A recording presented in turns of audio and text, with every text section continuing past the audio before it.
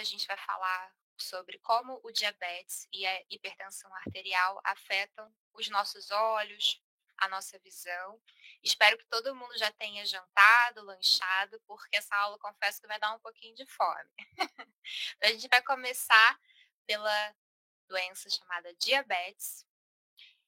E o que que nós temos, no diabetes relacionado à parte oftalmológica? Eu vou abordar 2 principais temas que são a retinopatia diabética e a catarata, mas tem uns bonuzinhos rápidos no final para também mostrar o que que o diabetes, quando descontrolado, pode causar nos nossos olhos. Então vamos lá. Bem, a retinopatia diabética, ela tem vários achados clínicos, né, vários sinais. Aqui eu botei só por escrito para deixar registrado, tá? Mas eu vou mostrar imagens que vão facilitar a compreensão disso, tá? O principal sinal que a gente observa na retinopatia diabética é a presença de microaneurismas, né? A gente sabe que é uma doença que também tem o seu caráter vascular, que vai alterando os vasos que são muito finos nos nossos olhos e que fazem a nutrição ocular e formam essas pequenas saculações que podem gerar hemorragias. Exudatos duros são acúmulos de proteína, de gordura, exudatos moles, locais de isquemia. Então, independente do nome técnico que eu esteja fazendo, se atentem à descrição do que realmente se trata, que vocês vão associar mais à comorbidade, né? Então, hemorragia em chama de vela é um sangramento perto do disco óptico, hemorragias na retina, o edema de mácula. Mácula, para quem não conhece, é uma região central do nosso fundo de olho que eu vou mostrar na imagem, que é o local de nossa melhor visão. E quando está com edema, causa uma baixa de visão. E isso tudo são estágios que vão se passando, né? Desde os microneurismas até chegar nas malformações vasculares, que são os pré-neovasos, que geram áreas também de isquemia e, propriamente dito, os neovasos e proliferação fibrovascular. Parece um slide que dá a impressão que a aula vai ser difícil, mas não será, prometo. Então, primeira classificação em relação à retinopatia diabética são em relação aos achados que a gente encontra, né? Quando existe ausência de uma retinopatia diabética aparente ao exame de fundoscopia, de mapeamento de retina, a gente realmente não dá seguimento nesse sentido. Agora, pacientes que tenham retinopatia diabética não proliferativa, o que que significa isso? Significa que é um estágio do diabetes que não está proliferando com neovasos, tá? Porque como é que funciona? O diabetes, ele vai acometendo aos pouquinhos os olhos. O estágio final é quando regiões de isquemia causam a formação de neovasos, para poder tentar suprir a retina que está sendo mal vascularizada pelos efeitos do próprio diabetes. E esses neovasos, eles são vasos mais finos, são vasos anormais, com mais susceptibilidade à hemorragia, tá? E a hemorragia causa processo degeneração, de toxicidade à retina, e isso é uma bola de neve que precisa ser controlado, principalmente pelo endocrinologista, porque determinados estágios da retinopatia diabética não tem muito o que o oftalmologista propriamente fazer, tá?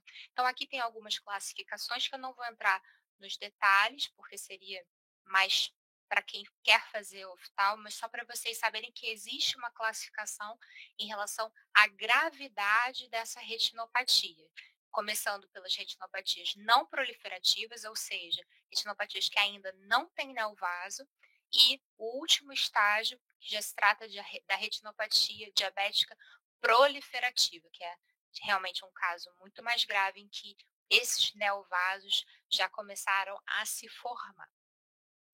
Então, vamos mais às imagens. Reparem aqui, a gente tem um corte do olho, em que esse olho é absolutamente normal, né? Essa área colorida aqui de rosa é a retina, e esses ramozinhos aqui são as veias e artérias que nutrem o nosso olho. Reparem que o primeiro estágio, né, a retinopatia não proliferativa, ela vão ter aqueles primeiros achados que a gente conversou inicialmente, hemorragias, as plaquinhas as plaquinhas de gordura, as regiões de isquemia, os microaneurismas, que são os primeiros achados. E aí, quando o diabetes não está sendo controlado, o paciente continua se alimentando mal, não está indo no endocrinologista, não faz o controle da glicemia, isso vai evoluindo até chegando ao estágio da retinopatia proliferativa, em que há esse crescimento anormal dos vasos e esses vasos são suscetíveis a romper e provocar hemorragia. E como é que a gente faz, para poder visualizar essas lesões? Talvez todo mundo já tenha ouvido falar sobre o famoso fundo de olho, né. O que que é o fundo de olho?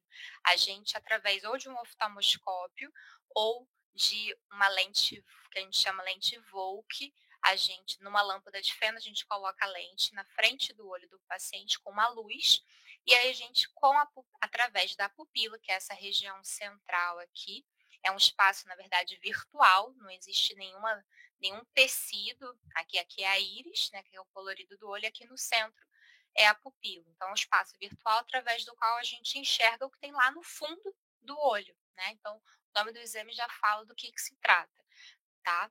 E aí a gente pode fazer o exame com o olhinho não dilatado ou dilatado. Quanto mais dilatado o paciente estiver, mais regiões da retina a gente vai conseguir enxergar, já que o exame precisa de luz e na luz a pupila faz miose. Quando a gente dilata, a pupila faz midríase. E aqui para mostrar exatamente o que que é um fundo de olho normal, né, porque o que que adianta eu falar para vocês o que que é um fundo de olho, com alterações se vocês não souberem nem o que é um fundo de olho normal. Então, gravem essa imagem na memória de vocês, porque a partir daqui vão ter só fundos de olhos com alterações, tá. Então, aqui, todo esse pano de fundo laranja é a retina. Reparem o colorido, né, como é bem vivo.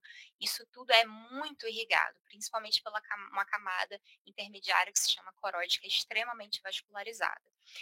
Lembra que eu falei da mácula, região central do fundo de olho, que é a região de nossa melhor visão? Então, ela é aqui bem central e do ladinho do nervo óptico. O nervo óptico é essa bolinha laranja, né, o disco óptico. Aqui no centro é a escavação, que é o que a gente mensura, por exemplo, na avaliação de glaucoma, então essa escavação é pequenininha. As veias têm a proporção de 3:2 em relação às artérias, então reparem que a veia ela é mais gordinha do que a artéria e tem essa coloração mais escura, tá? E aqui a artéria, então a gente tem aqui bem no centro, a artéria central da retina, veia central da retina. Lá para frente eu vou falar o que que acontece quando essas veias e artérias elas ocluem por determinados aspectos, tanto do diabetes quanto da hipertensão arterial. Então, gravaram a imagem? Vou passar e a gente vai começar a ver só o fundo de olho alterado. Bem, aqui nós temos já um estágio de retinopatia diabética com quais os achados que vocês podem observar? As microhemorragias, os microaneurismas, você consegue ver aqui no caminhar da, da vasculatura, o microaneurisma. Tem tortuosidade dos vasos. Isso aqui, além da tortuosidade, já tem a formação de neovasos. Isso aqui é um ponto de estourar e formarem hemorragias, como, por exemplo, aqui uma hemorragia retiniana também, tá? As microhemorragias, essas plaquinhas amarelas, esses pontinhos amarelos são os exudatos duros. Lembra que eu falei que esses exudatos são os acúmulos de proteína, gordura que o paciente diabético que não está fazendo dieta, não está fazendo exercício, com um grau de sobrepeso ou obesidade, tem um acúmulo de gordura e essa gordura não consegue ser metabolizada suficientemente pelo olho e acaba se acumulando na região central do nosso fundo de olho. Quando essa placa de gordura, placa de proteína, se encontra nessa região bem central, a gente configura já um quadro de edema macular, porque isso faz com que crie um acúmulo de líquido nessa região. E logo a região da nossa melhor visão. Por isso que alguns pacientes podem ter oscilação do grau e oscilação também da visão. Então, Um dos critérios que eu particularmente utilizo para poder ou não fazer a mensuração do grau da pessoa é o controle glicêmico, é a medida das últimas glicemias. Então, por exemplo, paciente que tem uma glicemia maior do que 160, eu não indico fazer o óculos naquele momento, porque senão vai gastar o dinheiro no óculos, não vai ficar satisfeito, porque o grau vai ter variado, o grau já vai ter mudado e não vai ficar com uma visão satisfatória. O primeiro passo é o controle metabólico. Aqui, para vocês verem como essas placas de gorduras podem ser bem avançadas, comprometendo muito a visão. E aqui um esquemazinho para mostrar essas alterações num desenho esquemático, tá? E em relação aos neovasos, lembra que eu falei que são vasos anormais, mais finos, mais suscetíveis a serem rompidos, extravasarem sangue, e essa região em que há hemorragia favorece a necrose tecidual, aquela retina morrer. Então, como é que a gente pode, aí da parte da oftalmologia, realmente tentar ajudar esse paciente? Na verdade, o oftalmologista ele não entra, na maioria das vezes, para tentar regredir a retinopatia diabética. O que faz a retinopatia diabética realmente regredir é o controle da glicemia com o endocrinologista. Mas em casos mais avançados, a gente consegue entrar com algumas medidas para tentar amenizar o risco, um risco maior à visão daquele paciente. Então, reparem que essas regiões aqui, né, de vasos tortuosos, neovasos, já hemorragias, isso aqui vai romper, vai sangrar, vai produzir isquemia, vai matar a retina aos pouquinhos. Então, para isso não ser desenfreado, o que, que a gente faz? A gente aplica um laser, que eu vou mostrar num vídeo para vocês, um laser de argônio, que queima a retina, é, sobrepondo essa região sobre risco, tá? A gente propositadamente mata aquela retina de tal forma que os neovasos também deixem de progredir. É claro que a gente não vai fazer isso na região da mácula, que é a região da nossa melhor visão. Mas, por exemplo, em toda a periferia a gente pode fazer. O que vai acontecer, se a gente tiver que fazer laser em toda a parte periférica, o paciente vai ter um comprometimento de campo periférico, de campo visual. Então, a percepção plena dessas regiões aqui que eu estou apontando vai ficar comprometido, mas não é a região que a gente tem já uma visão muito nítida. Então, o risco-benefício, nesse sentido, vale a pena. Tá? Aqui é um desenho só para mostrar que, exemplificando realmente a aplicação do laser, né, queimando, a gente realmente fala de queimar a retina para produzir a necrose controlada para evitar que esses neovasos progridam, como se a gente fizesse uma barreira de proteção, tá? Vamos ver se vai passar o videozinho aqui. Tá passando, né? Então, é um aparelho parecido com a lâmpada de fenda, que a gente joga um laser de argônio, é um laser verde, e a gente vai aplicando esse laser em todas as regiões da retina que tenham risco de proliferação de neovasos, à exceção dessa região que o vídeo circulou, que é a região central da mácula. Então, esse laser é aplicado nesses vasos, e esses vasos morrem e com eles não há progressão desses neovasos. Geralmente não é uma aplicação única, tá? Se fazem algumas sessões de laser e aqui dá para a gente perceber que depois da aplicação existe essa turbação periférica da visão. E aqui são as marcas que esse laser deixa no fundo de olho, tá? Essas marquinhas amareladas significam que o laser foi feito recentemente. Tá? Quando o laser já tem bastante tempo, essas marcas já são mais acastanhadas, mais enegrecidas, significa que foi uma boa aplicação, tá? São cicatrizes boas do laser. E por que que eu mostrei agora essa imagem? Porque essas isquemias, essa proliferação de neovasos, ela começa aqui atrás, no fundo de olho, mas não tem nada que impeça elas de irem progredindo anteriormente, chegando e alcançando a parte anterior do nosso olho. E nessa região aqui que eu estou circulando com o mouse, é justamente o zoom que está aqui embaixo. O que que é isso aqui, ó? Isso aqui é a córnea, que é a estrutura transparente na frente do colorido do olho, que é a íris, que está aqui.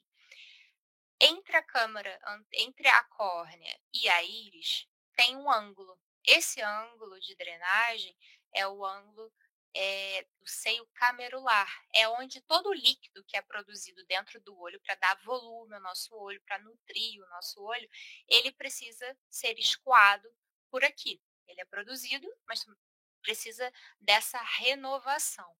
E quando esses neovasos vão alcançando essa região anterior, eles podem obstruir a região de drenagem do nosso olho, causando o que a gente chama de glaucoma neovascular. Para quem não sabe o que é glaucoma, glaucoma é uma doença quase majoritariamente relacionada à pressão intraocular alta. Por que que eu disse majoritariamente? Porque existem glaucomas de pressão normal, mas isso é outra aula para as ligas de oftalmo.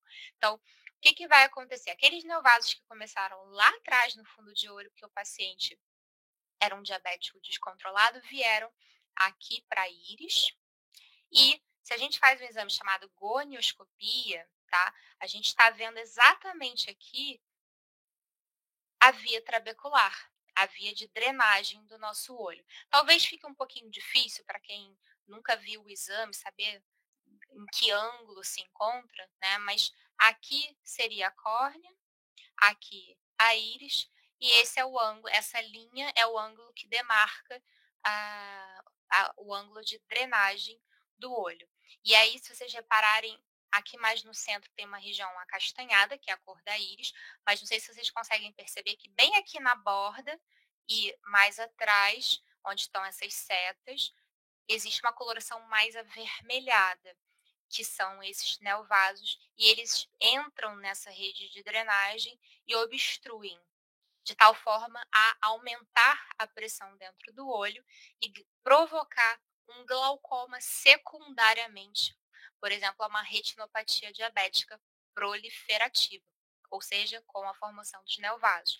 E esses vasos, da mesma forma que sangram lá atrás, eles sangram também aqui na frente, como esse nível que vocês podem observar de sangramento, que pode ser parcial ou pode ser total, que também contribui para o aumento da pressão. O nome desse sangramento chama-se ifema, tá?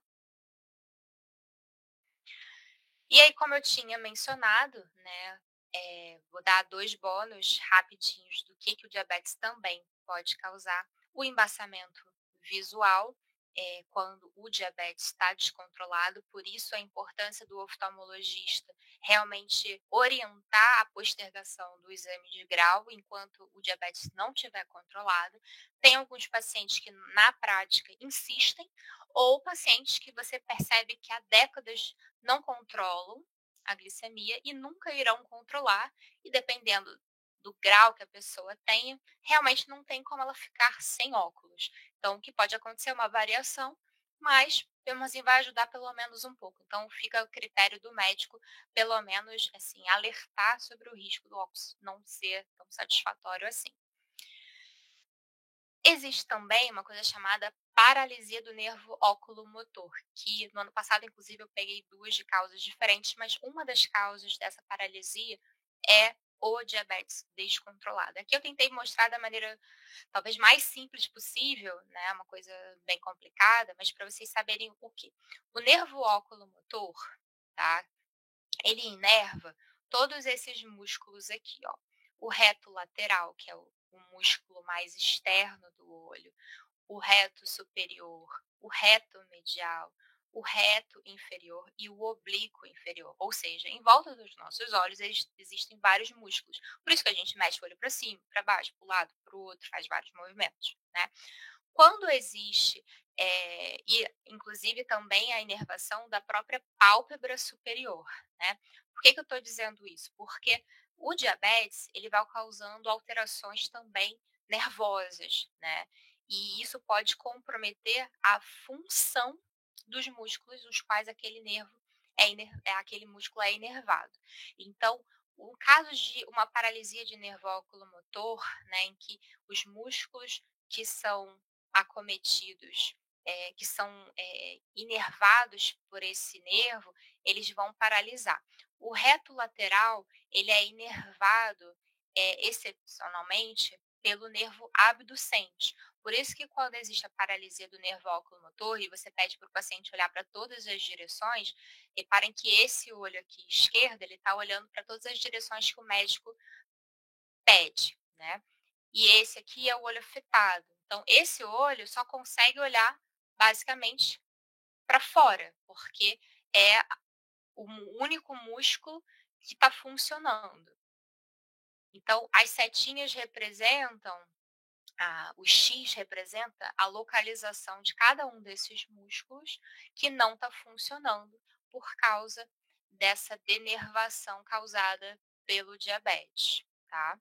E a ptose, que é essa pálpebra caída, porque o nervo oculomotor, como eu falei também, ele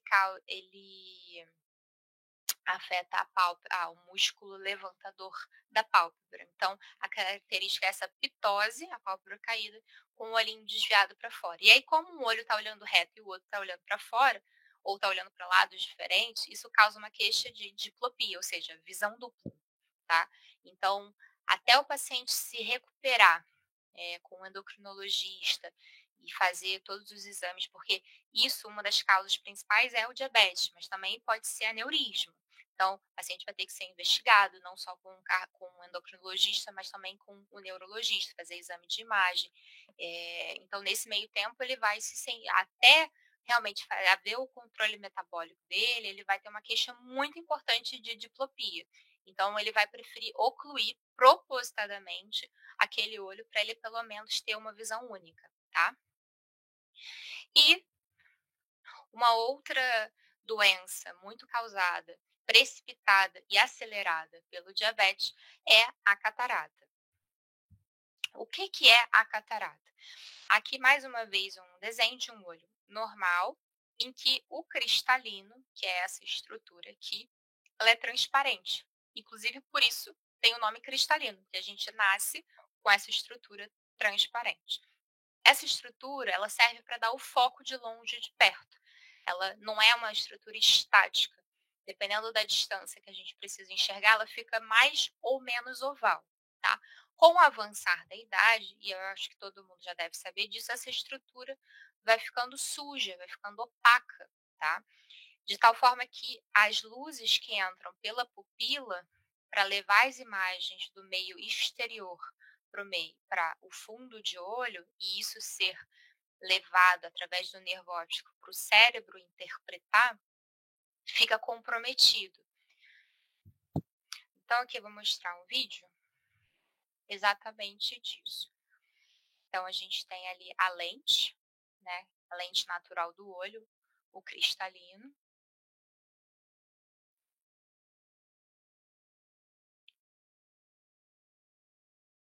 A retina, que recebe os raios luminosos com as imagens e transmite isso através do nervo óptico para o cérebro.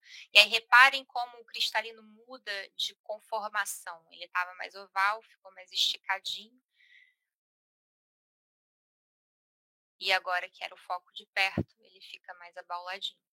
E com o tempo, ele que era transparente, ele progressivamente, lentamente, vai ficando turvo, embaçado, e isso afeta a nossa visão diretamente, tá?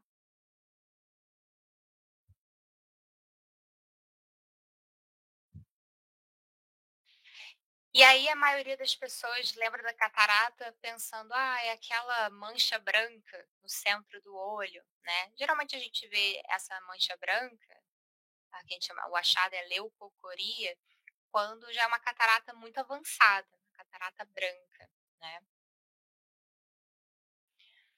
Essa catarata, por exemplo, é uma catarata de inicial para moderada.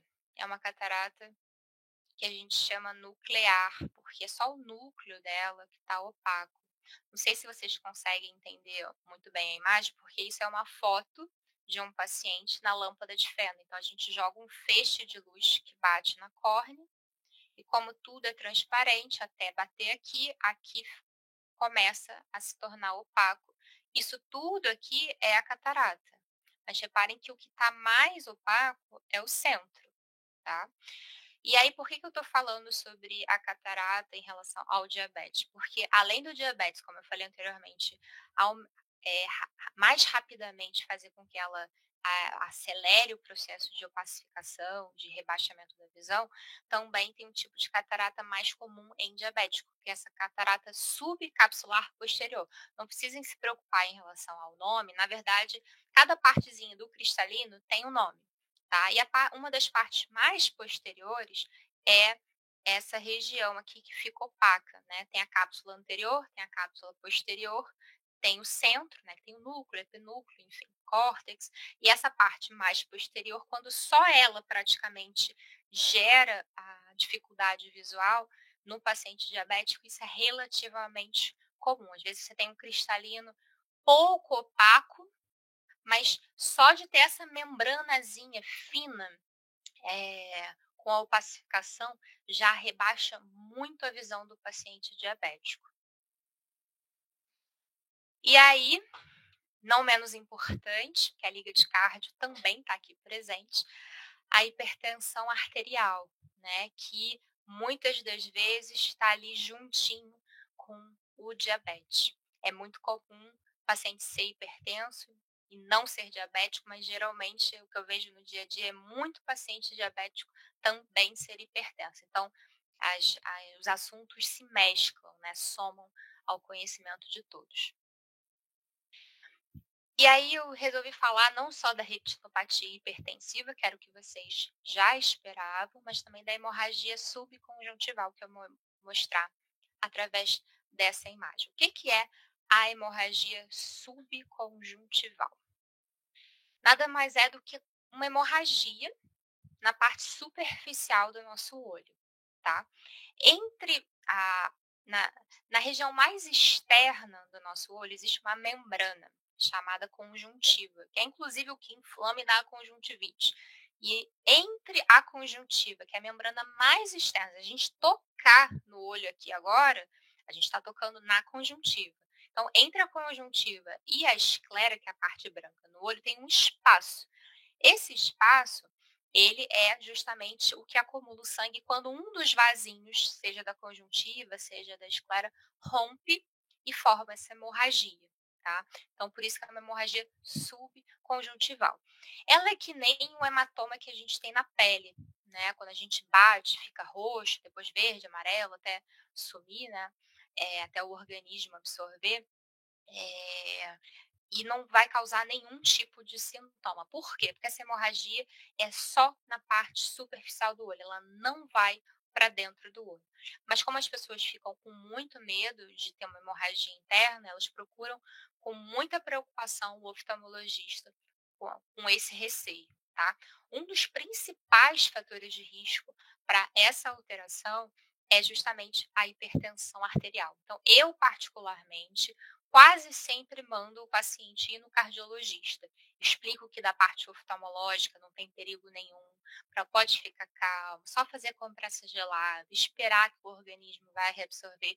Mas o mais fundamental é o paciente com esse achado fazer um controle, um acompanhamento com o cardiologista. Porque às vezes ele acha que não é hipertenso, porque é jovem, não precisa do cardiologista, e não é bem assim. Meu esposo, por exemplo, tem 32 anos e descobriu que era hipertenso. Então, não é questão de idade. Outros fatores de risco são os pacientes que usam anticoagulantes, então favorece mais a dificuldade do processo de coagulação. Então, o sangramento que tem demora mais para ser revertido e é mais suscetível a ter coágulos, inclusive, tá? Aqui nessa imagem tem até uma imagem que parece um pouquinho um coágulo pequeno, mas tem hemorragias muito maiores. Traumas, né? Então bateu com o olho, passou o papel no olho, ou um soco, violência doméstica, tá? É claro que traumas que tenham agentes perfurantes, né? Isso tudo aí sim pode ter por outros motivos também a hemorragia interna, mas não é o caso daqui do que eu queira falar. A simples tosse, o espirro, o vômito, ir na academia, já provoca manobra de Valsalva e pode fazer com que esses vasos fininhos, frágeis do nosso olho também rompam e façam essa hemorragia, e os próprios distúrbios hemorrágicos, como por exemplo a hemofilia. Então, compressa gelada, esperar, ter paciência, porque esses sangramentos, dependendo do tamanho, realmente demoram semanas para serem reabsorvidos. Então, só para saber, através dessas imagens, que tem várias formas de apresentação, né? Desde só um pontinho vermelho de hemorragia aqui, até grandes hemorragias com grandes coágulos e a fase de absorção do organismo, né? Então, aqui já está um vermelhinho para o roxo, aqui já está ficando amarelado. Então, só para vocês terem uma ideia de que isso tudo é a mesma coisa, só em fases e intensidades diferentes. Então, não precisem ficar desesperados. A gente pegou um paciente desse no consultório do cardiologista, do clínico, fiquem tranquilos. Por quê? Porque vocês olhando, vendo que realmente uma placa de hemorragia, diferente quando os vasos estão engurgitados, é uma placa de hemorragia, aí você pode falar com mais tranquilidade do que se trata do paciente e com calma ir no oftalmologista. E justamente botei essas imagens para não confundir. Então, esse aqui é um olho vermelho? Mas não é por uma hemorragia subconjuntival. Você consegue ver que a hemorragia é por causa dos vasinhos que estão dilatados. Aqui, no caso, por conta de um processo de conjuntivite. Aqui, como eu falei na parte de glaucoma neovascular, esse olho está vermelho, está com uma hemorragia, mas está com uma hemorragia aqui dentro do olho, na parte interna, na câmara anterior. E aqui um quadro de esclerite, né, uma inflamação na esclera, que é a parte branca do olho, em que também, da mesma forma que na conjuntivite, os vasos da conjuntiva estão hiperemiados, aqui os vasos episclerais profundos ficam engurgitados e mais vermelhos. Então, não confundir essas imagens com essas, tá? E aí vamos tratar da retinopatia hipertensiva. Mais uma tabelinha de classificação, são 4 graus de retinopatia hipertensiva. O primeiro sinal no diabetes era os microaneurismas, aqui é o estreitamento vascular. Então, os vasinhos que tinham aquela proporção, né, em que a veia é mais dilatadinha do que a artéria, eles todos, tanto artérias quanto veias, vão se tornando mais estreitas, tá?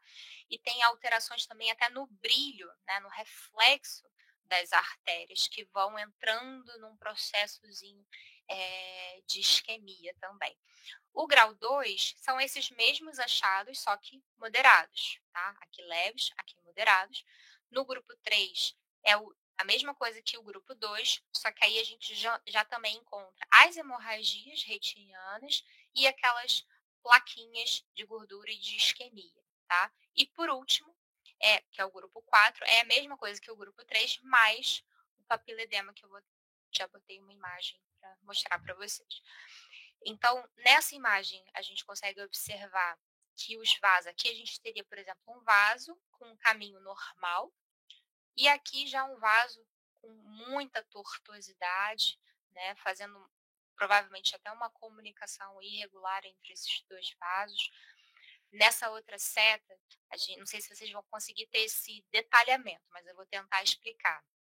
Aqui a gente tem uma artéria, inclusive essa é a artéria, acho que é nasal superior, se não é temporal superior, porque aqui só está dando para ver um pedacinho do nervo.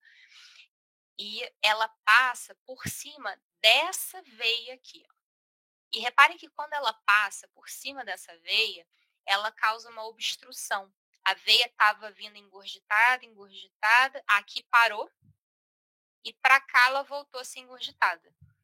Então, aqui é um estreitamento, a gente chama de até de cruzamento AV patológico, ou seja, é um cruzamento entre uma artéria e uma veia que é patológico, porque não é um cruzamento normal.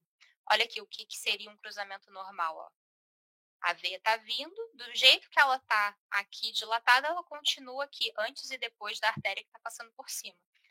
Aqui você vê nitidamente a diferença para cá, tá? Ainda assim, o engurgitamento da veia.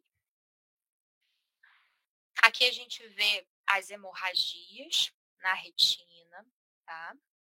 E aqui próximos ao nervo óptico. Lembrando que essas regiões de hemorragia são tóxicas e causam necrose da retina.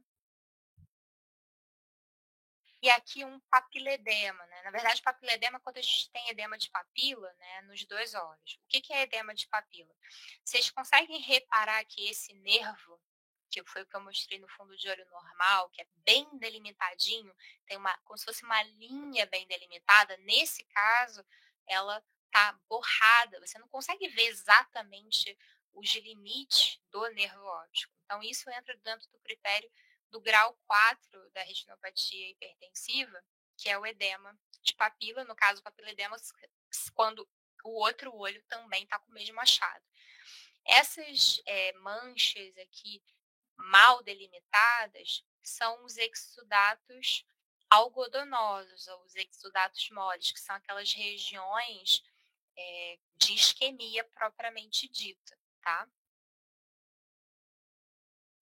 E aqui para vocês saberem que quando a gente fala de trombose, né, trombo, êmbolo, eles percorrem toda a vasculatura sistêmica, inclusive a ocular. Então, aqui a gente tem um registro de um êmbolo numa das ramificações da vasculatura do olho. E o que esse êmbolo pode causar? Por exemplo, a oclusão da veia central da retina. Então, aqui a gente consegue ver no desenho a artéria central da retina que leva o sangue para todo o olho e depois que ele nutriu o olho, o sangue volta para poder ser drenado, certo? Só que se a gente tem um êmbolo nessa região aqui, o sangue vai tentar sair do olho e não vai conseguir. Então, vai acontecer o quê?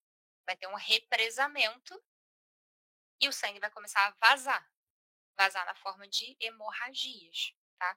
Nesse caso, é uma hemorragia difusa, porque obstruiu justamente a veia central da retina, mas pode haver uma obstrução da veia temporal, da veia nasal, e aí são sangramentos focais, tá?